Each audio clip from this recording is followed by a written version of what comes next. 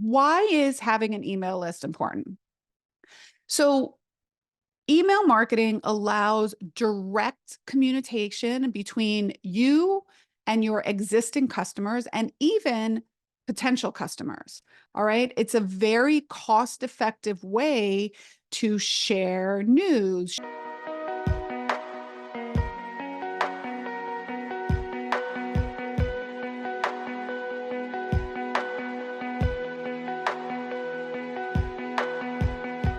Hey there, everyone. Welcome back to another episode of the Female Empowered Podcast. I'm your host, Krista Gurka.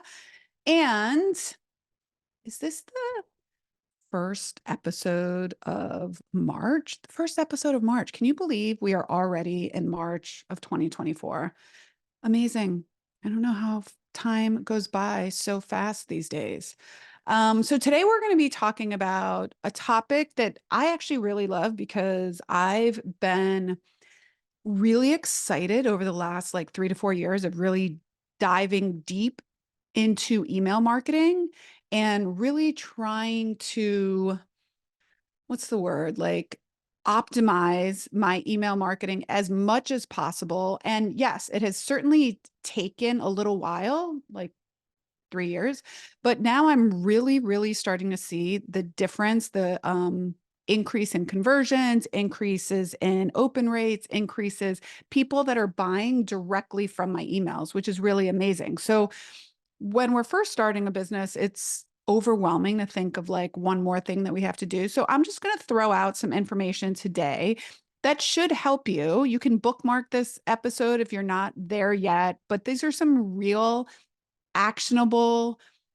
tangible things that I'm going to talk about today that you will be able to put into effect right away. Like right away. So, why is having an email list important? So, email marketing allows direct communication between you and your existing customers and even potential customers. All right. It's a very cost effective way to share news, share updates, drive sales, create community. Um, Promote your services, all of that. And one thing, now, are there a variety of ways to do that? Absolutely.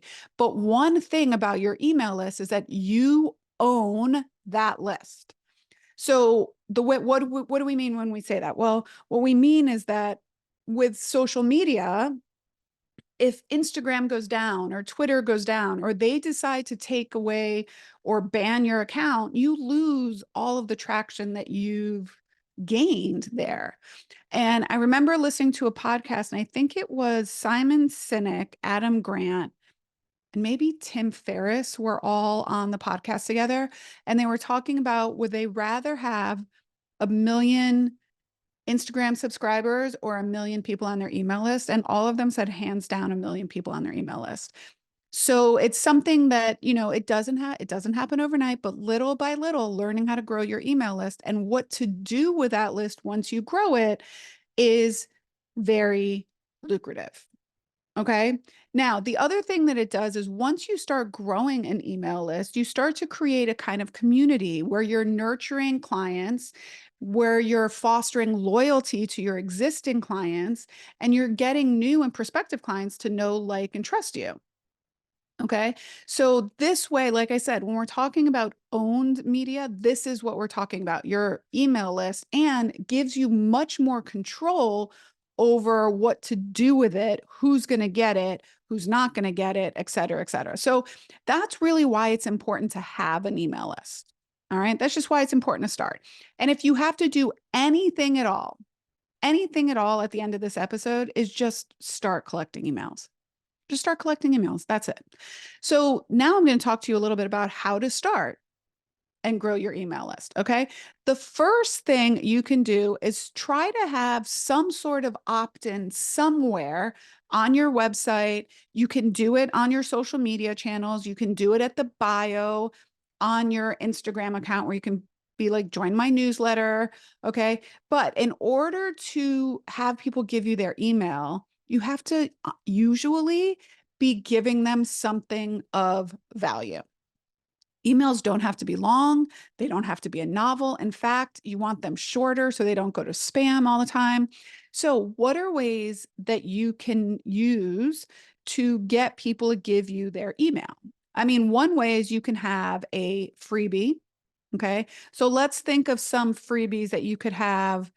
Let's say if you own a Pilates studio, maybe you give people free access. If you have an on-demand channel, you get free access to on-demand for 30 days by signing up for the newsletter. Or you get a free 5 Pilates exercises you can do at home by signing up for the newsletter. Something to that effect, right? You could do discounts. Sign up for our newsletter and get 50% off your first session at the studio. Sign up for our newsletter, get 50% off your evaluation at the physical therapy clinic. Sign up for our newsletter and get a free session of Normatec compression boots at your first session. Something like that. You just want to make it enticing enough that people are willing to give you their email.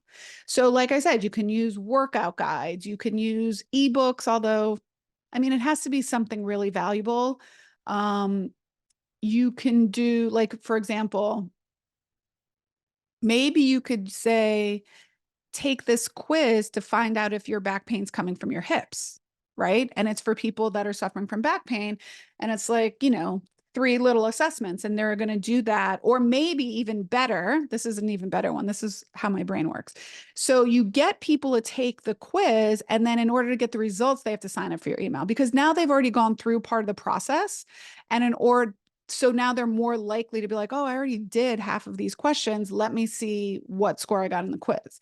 So then this says, enter your email. We'll deliver your results directly to your inbox. Okay.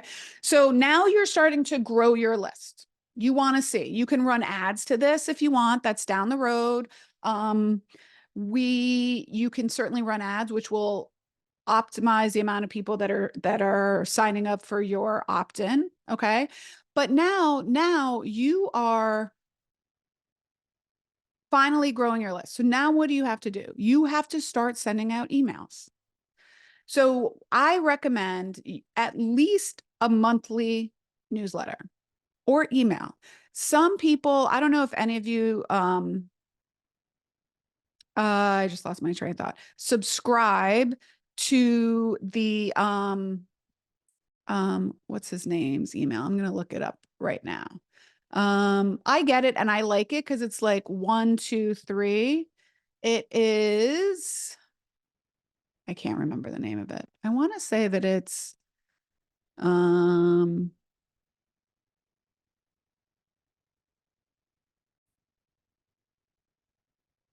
so it's a monthly newsletter that comes out by James Clear, and it's like 3, 2, 1. And he gives, like, it's very short. He gives like 3 ideas from himself, right? And then he gives 2 quotes from others, and then he has 1 question for you.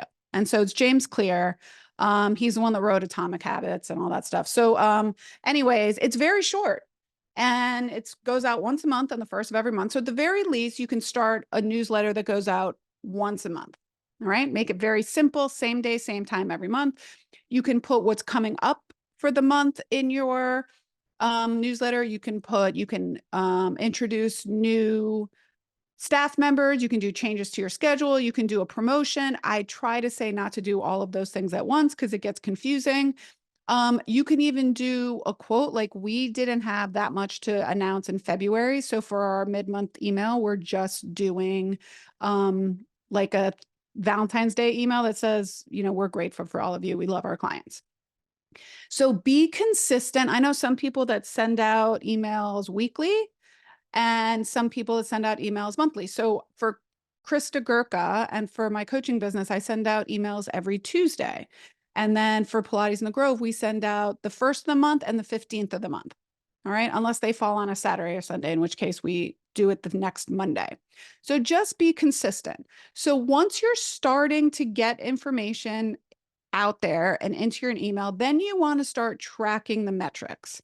And that's the majority of what we're going to talk about the rest of this episode. We're going to talk about which metrics you want to track, what are the industry standards that you want to shoot for, and how you can optimize and improve those if you are falling below what industry standard is. So the first thing you want to track when you're starting to do email marketing is open rate.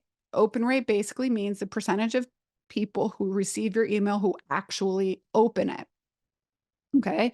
So some suggestions that we recommend.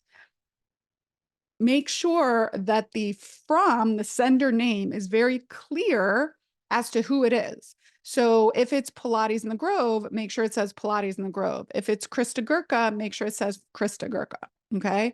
The other thing you want to do is improve your subject line. That really, really, really entices people whether to open or whether just to skim and become one of the 48,129 emails that I currently have in my inbox. Okay, so open rate is something you want to track. The next thing you want to track is what we call click-through rate, which you'll see as CTR, click-through rate. So what that metric is the percentage of people who open your email who click on any link in the email. Okay, so that's telling you is not only are people opening it, but they're reading it and then they're taking action and clicking on the link. Okay.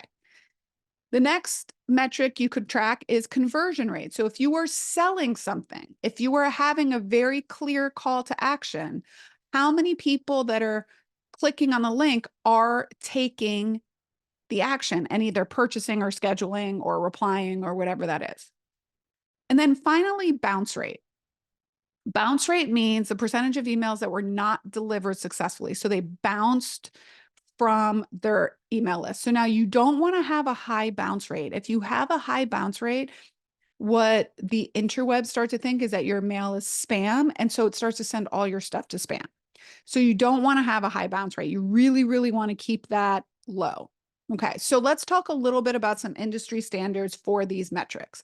Now, I'm not going to say that these are 100% true because I found these on the internet. And in doing my research, so I can't say that they are 100% true, but I will say based on research that I've done over the last 3 years, they fall within this range. So the standard open rate for a fitness wellness brand is 25 to 35%. So if your clinic or studio has an open rate of 50 to 60%, you're crushing it. You're crushing it. Okay. If your studio has less than 20% or your business 20%, then there's something going awry. Okay. So you want to try to improve that. All right. Click-through rates, right? How many people are clicking on those links? Usually it's 2 to 3%. 1 to 3, 2 to 3. I like to shoot for 2%, or my team likes me to shoot for 2%. I'm a little below that right now. I'm at like 1.5%. So we're trying to increase that. Okay. So if you have like a 5 to 10% click-through rate, again, crushing it. All right. Conversion rates. Conversion rates are very low. Usually conversion rates are 1 to 3%. 1 to 3%. That means if you have 100 people open your email or click on the link, that one of them is going to buy. So again, think about this in terms of numbers. So if you want 10 people to take action and buy, that means that you have to have 1,000 people click on your link, which means, and if a click-through rate is 2 to 3%, how many people have to actually open your email, which means how many people do you actually have to have on your email list? Okay. Or you need to get those rates higher. So if 50% of people are opening your email and you're getting 50% click-through rate, that's amazing. You don't necessarily have to increase the number of people on your list, but it's still going to be very little in terms of how many people convert. So just think about it that way. So instead of thinking, gosh, I'm such a failure, I only had one person buy. If you had one person buy and you have 1,000 people on your email list, that's amazing. It's a really good conversion rate. Okay. And bounce rate, we want to keep that below 2%. Below 2%. So now, how many ways can we optimize open rate? We talked about it. Having personalization, having personalization in the subject line, having personalization from the sender, and also having really good subject lines. So let me give you an example. So instead of saying something like February newsletter, how about you use something like, Sarah, your exclusive February fitness tips inside. Open me now. So that is a much better subject line than February newsletter. And most things that say newsletter go to in Gmail, they go to newsletter spam anyways. So a lot of people aren't even looking at that. Okay. So how about some other ways, some other examples of how you can improve subject lines? Okay. So trying to like evoke curiosity. So how about something like get fit faster with this challenge? Or I left you a message, right? And then you're talking to them about maybe leaving them a message of a promo that you're doing. Or what about open me, this offer ends today? Okay. Also, things with numbers and lists do really well, like 5 Pilates exercises to stop your back pain or 10 yoga poses to get rid of sciatica, right? Something, a problem, and then the solution. Milestones, good milestones. How about it's your birthday? Here's a special thank you gift inside, right? So maybe they're going to get a promotion or something like that. So just think outside the box. The other thing that, excuse me, we try to do at Pilates in the Grove is we try to use positive wording versus negative. So instead of don't miss out, grab this now. All right. It comes from a little bit of like NLP, neuro linguistic programming. So another thing that you want to try to do with your email list, as soon as you have the capability to do so, is try to segment your list. Now, what do we mean by segmenting your list? You divide up your list based on factors such as past purchases, demographic, location, niche. So let me give you a perfect example for Pilates in the Grove. We have 2 locations. So we'll segment our list, people that go to location A and then people that go to location B. We also have different services, physical therapy services and Pilates. So we'll segment our list based on people that were doing physical therapy and Pilates. We'll segment our list based on gender. We'll segment our list based on age. Okay. So that if we want to send out an email that's specifically targeting menopause and a program that we're going to run, we're going to send it to a demographic that's going to be interested in that. And then we could curate the email specifically with messaging that really is going to resonate with that specific group of people.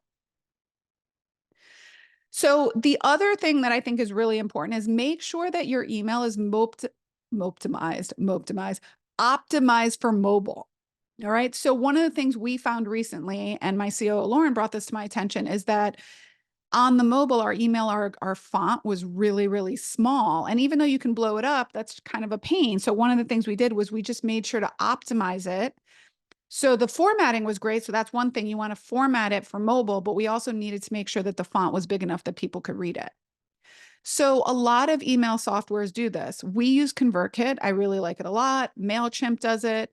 Constant Contact, Active Campaign, Keep, MailerLite. There's a variety of things that you can use, but make sure that because most people are opening their emails on their phone.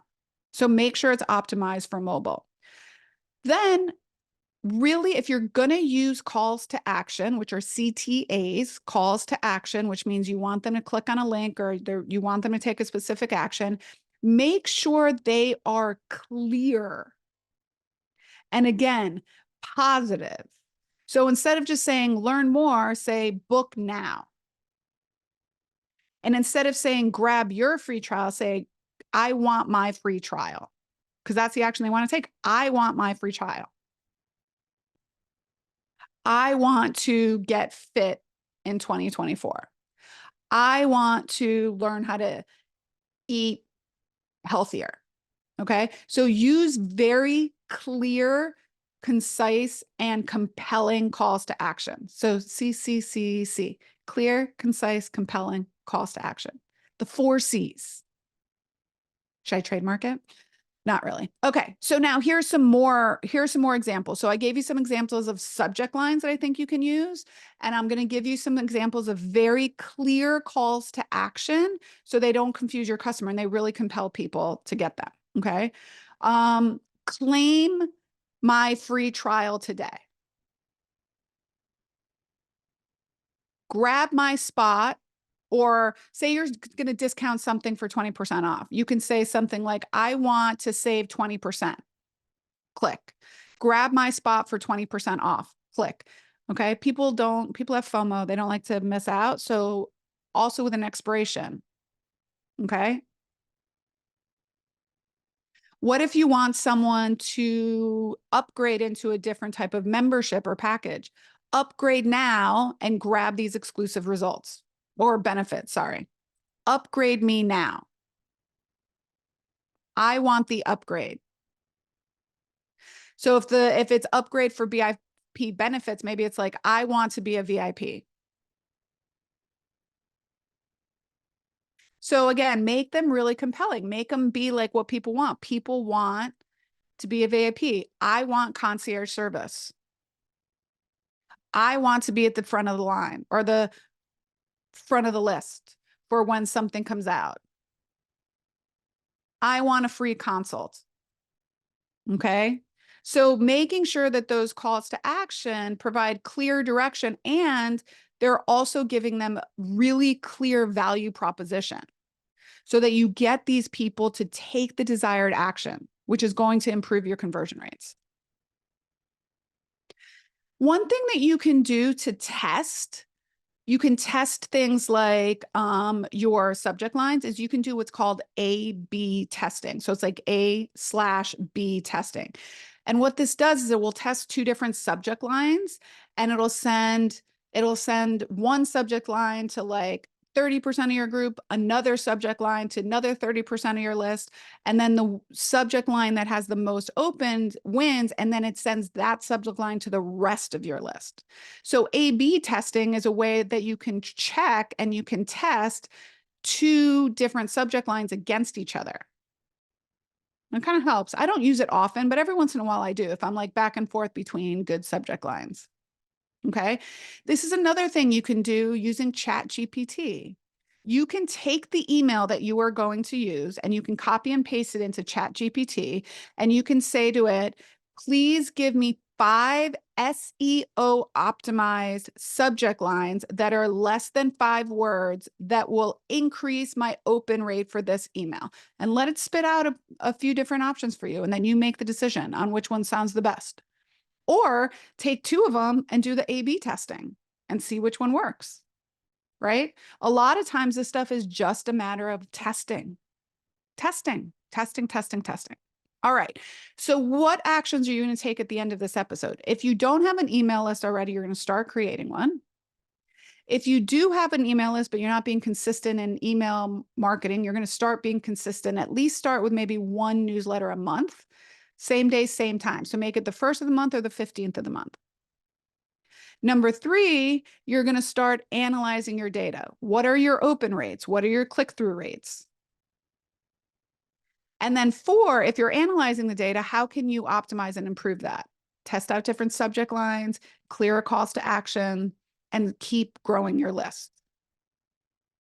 All right. Well, I have a great offer for you in the Done For You resources that I have up on the Krista Gurka website. That is a bunch of my email templates that you can have. Nurture sequence emails, all of that stuff. So if you go visit kristagurka.com and you look at the resources and go to the Done For You resources, you can see email templates in there, and you can go ahead and grab them. All right. If you use the promo code email podcast, you will get a 20% discount. Okay. So check out kristagurka.com, go to the resources tab, and on the email one, if you use the promo code email podcast, you will get 20% off. Okay. And we'll go ahead and link that up in the show notes as well. And until next time, my friends, I hope you enjoyed this episode. Go grow your email list.